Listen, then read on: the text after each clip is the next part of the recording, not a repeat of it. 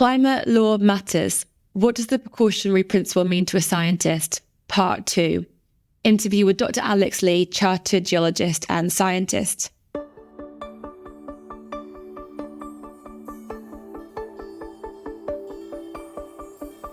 Hello, listener, and welcome back to our podcast, Climate Law Matters, in which we explore the legal developments across different sectors to address the key issue of climate change. I am Steph David, a barrister at 39 Essex Chambers, specialising in environmental and climate change cases. Today, I continue my fantastic discussion with Dr. Alex Lee, who leads the environmental and climate change team at HKA. So, Alex, welcome back. I'm looking forward to carrying on our discussion of precautionary principle. Thank you for the invite. So, Alex, last time we discussed the precautionary principle as it applies to certain areas of your work, particularly thinking about complex environmental decision-making and climate modelling. I think it'll be useful for our listener. We can dive into a practical example in a bit more detail. So can you give such an example in the climate change context? Absolutely. Let's take UK landfill as a practical example. So landfill have potential vulnerabilities to their cover systems being protective capping. And these are vulnerable to climate change. Clay caps, along with overlying soils, are potentially vulnerable to increased desiccation and fishery, resulting in increased rates of rainfall infiltration into a landfill and therefore increased contaminant washout, in other words, the potential for discharge. So what's desiccation and fissuring? So landfill basically are engineered structures which have caps on them. And these caps are composed of clay layers and geotechnical membranes or geomembranes. And the objective of those membranes, amongst many other reasons, is to protect them from rainwater infiltration. Rainwater, as it passes through the landfill, can effectively wash out contaminants and then discharge them and carry them further into the environment. Desiccation and fissuring can occur where effectively big, large cracks, at the simplest definition, large cracks occur. And those cracks occur, for example, due to drying out and or erosion. So, for example, last year, with the hot summer we had in the south of England, cracks started to appear in newly built landfills that were several metres deep. And these were newly constructed landfills. They simply started to dry out. And essentially water could then ingress and start to wash out contamination. I see. That makes sense. Landfills are also increased, and these cover systems are also increased potential for erosion. Because under extreme weather conditions, we're going to start seeing potential for erosion and washout, which may expose the membranes and also expose the waste also below the membranes and the cover systems. These and other factors, along with the potential for increased rainfall, will ultimately or potentially result in increased rainfall, leading to the potential future increase in unauthorised discharge of contaminants into the wider environment. In England, Brand in 2017 has also identified some 1,200 historic landfills at coastal locations around the UK. They identified that if not adequately protected and without intervention, then around 122 of these landfills could start to erode by 2055 due to the results of climate change, and therefore discharge their contents, in other words, distribute waste and chemicals along our coastlines. However, there's very limited funding opportunities to support shoreline protection in the UK. But since solid wastes are also likely to be persistent into the environment, the presence of such waste in the coastal zone could be argued as both as a long-term and serious problem. So we know why, but when and how this may occur, and fundamentally to what extent do we intervene, is a big question. If we took the coastal erosion question alone, excellent tools are available for flood modelling. But in coastal situations, the situation is often complicated by a dependence on local conditions. There are also considerable uncertainties in both the scale of the climatic drivers of change and how sensitive eroding coastal sites prove to be. National scale maps of future erosion do exist for the next 100 years, but the basis of these maps is poorly documented. The Environment Agency, as a result, has been updating its national coastal erosion risk maps for England and Wales. A new dataset named GeoCoast now offers information on coastal flooding and physical properties relevant to coastal erosion. But the number of tools for the quantification of coastal sensitivity to climate change remains limited, and most of these have been developed from a single conceptualization of shoreline and shore erosion behaviour. Worst-case climate projections do not also necessarily produce the worst-case effect for all metrics that might be regulated under climate change adaptation. Site-dependent datasets to support risk assessments are also typically based on old projections of climate change. In fact, I've seen people producing climate change risk assessments now based upon climate change models dating back to 2009 and before. This is because it takes several years for national climate projections to be modelled using the IPCC climate model scenarios, and it takes even longer for assessment-ready datasets to be modelled from the national climate projections. So, given the taste of the uncertainty I described, the question is, does the principle dictate that uncertainty demands action, or does uncertainty justify inaction? Action will cost significant time. It will cost significant money. Together with site-specific studies to give the fullest possible understanding of uncertainty and scenario models at any given location. What I've seen is both action and inaction arising in the face of such uncertainty. I cannot share specific details, but by this example you can clearly see how complicated and how onerous a problem can become if we were to invoke the precautionary principle. You also have to consider that the environmental benefits of any intervention must also not outweigh the sustainability costs of that intervention. For example, pouring lots of concrete to protect a coastal location will have its own environmental costs. Yeah, absolutely. It's a constant, as you say, balancing of risk and harm, isn't it, when it comes down to it? I'm curious, have you been involved in any case where you see the precautionary principle make a real difference to the outcome of that case? I've recently been involved in investor-state disputes involving arguments over relative emission contributions from proposed new energy infrastructure. I can't share the content of such disputes, but can say they've typically arisen due to the delivery of incomplete risk analysis, creating a bias in favour of taking chances on poorly misunderstood emissions. The proponents of risk have typically looked to argue that proposed climate contributions are insignificant relative to global emissions, and hence they're nothing to worry about. In other words, we can keep on polluting our emissions or even increase our emissions because they're negligible relative to global contributions. But I would say that further analysis of the proposed contributions relative to national determined contributions under the Paris Agreement would on occasion, not always, find them as otherwise. Arguably, the fullest scientific possible evaluation has often been lacking in these cases in explaining why they should be considered acceptable or negligible, and how they should be mitigated or even reduced. I also know that Article 3 of the United Nations Framework Convention on Climate Change states that parties should take precautionary measures to anticipate, to prevent, and or minimise the causes of climate change and mitigate its adverse effects. A reasonable interpretation of this sentence will be to simply support an action for climate change by reducing and offsetting emissions of greenhouse gases. In other words, it's a call for action. The outcomes are still to be decided in these cases, yet the imposition of the precautionary principle against cost-benefit will be a central tenet in all these cases. Yeah, that makes sense. So watch this space and see how they pan out. Absolutely. In our last discussion, you raised some concerns in respect of how you go about defining the precautionary principle and the difficulties that can result in across different sectors. I think it would be really helpful if we kind of drill down into that in a bit more detail. I mean, what are your particular concerns about defining the principle? We can only go so far with scientific argument. We end up with a situation where it's all about risk perception. And risk perception and how we define terms such as irreversible, plausible, and serious varies throughout society. They're subject to bias, conscious or subconscious distortions of judgments because of self-interest, social pressures, or even organisational context. Such amplifies the reporting of the scientific uncertainty contained in our understanding of climate change and how it's downscaled and the impacts it may have on a particular development or infrastructure.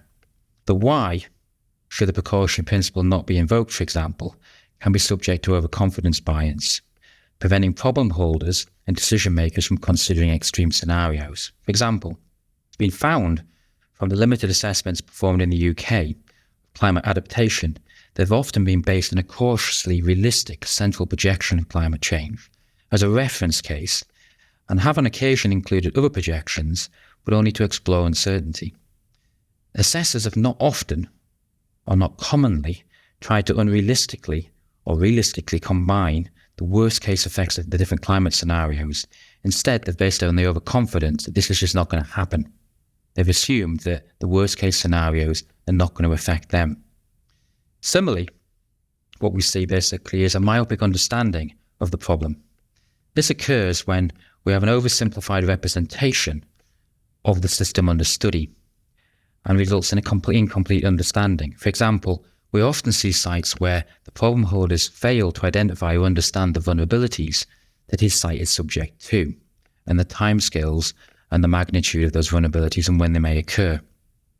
Conversely, we've also seen a desirability bias for positive consequence arising from a problem holder's desirability to be overly cautious or prudent, and in other words, to make conservative estimates related to harmful consequences. We often see this coming from society and the regulator. In other words, what we see is, because the perceived risk is so high, then what we will do, we will just immediately adopt the precautionary principle without thought, in a degree, I suppose, arbitrarily.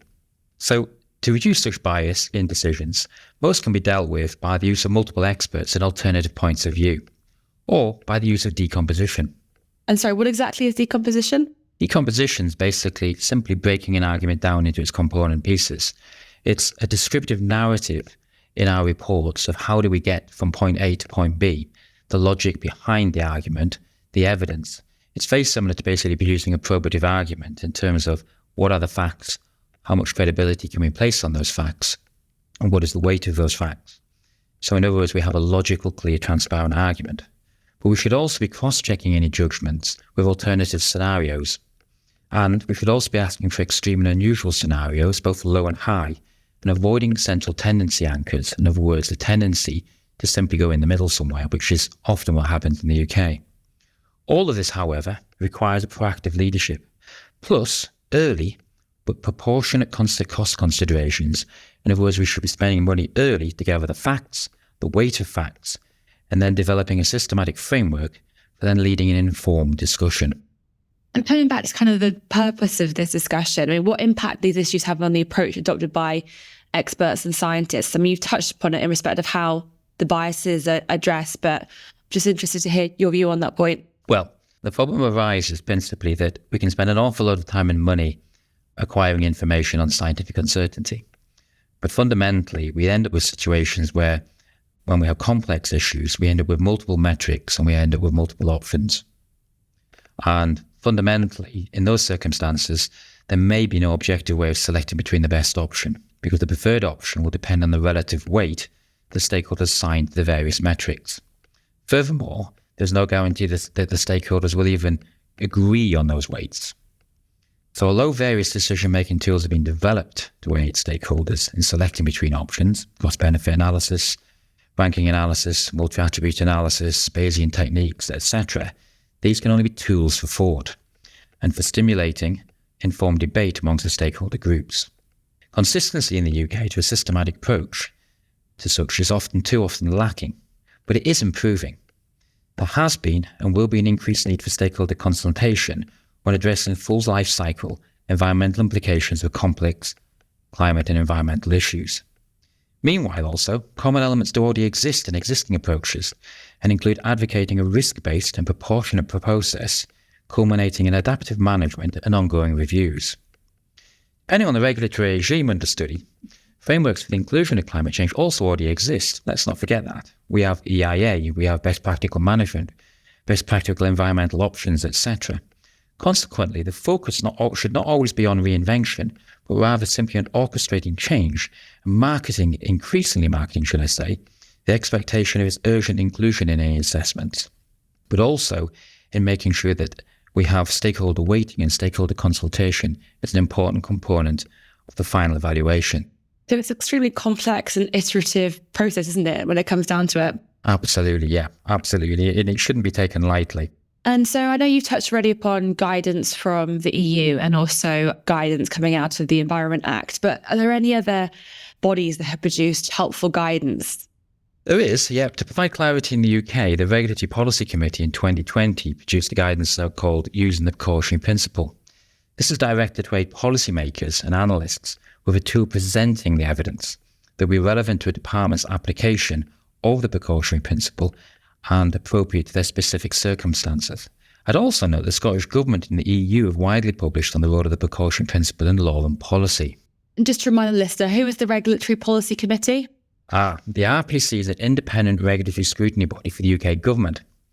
The committee assesses the quality of evidence and analysis used to inform government regulatory proposals. They expect to see a thorough assessment of a decision that invokes the precautionary principle and seeks a commitment to review and monitor. It's been delivered in support of the Green Book. For those who don't know, the Green Book's guidance issued by UK HM Treasury on how to appraise policies, programmes and projects. And so how does the committee approach the definition of the precautionary principle? In answer, very briefly, the RPC does not actually offer law or policy, but only an expectation of reporting structure when reporting decision making. The RPC does not actually tell us how to evaluate the uncertainties and how to consider weighting and to evaluate an actual decision. They do, however, make it clear the precautionary principle is narrower than just being precautionary. It is only relevant where scientific uncertainty is a key factor and there is good reason to expect a harmful effect. They have invoked a 4-stage structured approach when assessing the robustness of a decision. The EU's got a similar 4-stage approach.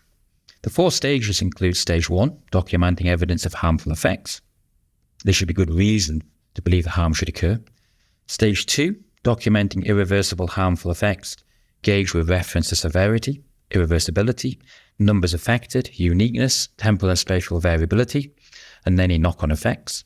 Then Stage 3 is about documenting the level of scientific uncertainty, and then Stage 4 is the review. But from a site holder's perspective, the precautionary principle is still struggling due to inconsistent application and approach and a lack of direction. This is a procedure that's been offered by the RPC. It doesn't actually tell you how to do it. Yet also, systems for identifying how to assess climate vulnerabilities do exist. They're just not necessarily widely shared.